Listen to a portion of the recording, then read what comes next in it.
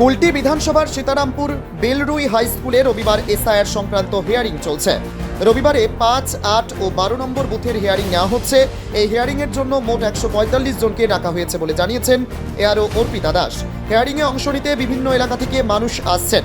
কুলটির কল্যাণেশ্বরী মন্দির সংলগ্ন এলাকার বাসিন্দারা পার্বতী দেবীকে জানান তার শ্বশুর ও স্বামীর নাম ভোটার তালিকায় রয়েছে, কিন্তু তার নিজের নাম নেই। এ বিষয়েই তাকে হিয়ারিংয়ে ডাকা হয়েছে। कल्याणी सरी से आपका वोटर लिस्ट में नाम नहीं उठा? नहीं उठी। किस वजह से नहीं उठा? कहाँ जाने उतना हम नहीं जानते। 2002 में आपका वोटर लिस्ट में नाम था? 2002 में। फैमिली में किसी का? हाँ फैमिली में है तो मेरे ससुर दिए थे, सास दिए थे, अच्छा मेरा पति दिए थे। আপনার এসআইআর এ নাম ওঠেনি? আচ্ছা, আজকে হিয়ারিং আপনাকে ডাকানো হয়েছে, হ্যাঁ কি কারণে নামটা ওঠেনি? কী কারণে সেটা তো বলতে পারছি না, কিন্তু ভোট দিয়েছি। ভোট দিয়েছেন? আচ্ছা, 2002 সালে মানে নাম নাই। 2002 সালের নাম ছিল না? 2001 সালে নাম আছে, 2001 সালের নাম ছিল।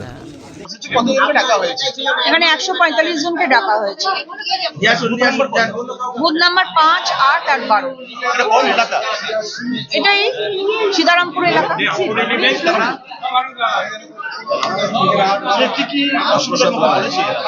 না, অসুবিধা কিছু নেই, সব ঠিকঠাক চলছে। অসুবিধা কিছু নেই। হিয়ারিং এখন প্রথম পর্যায়ে শুরু হয়েছে, এখন কোনো অসুবিধা আমরা এখনো দেখতে পাই। আসানসোল থেকে রাহুল পাসওয়ানের রিপোর্ট, খবর বাংলা।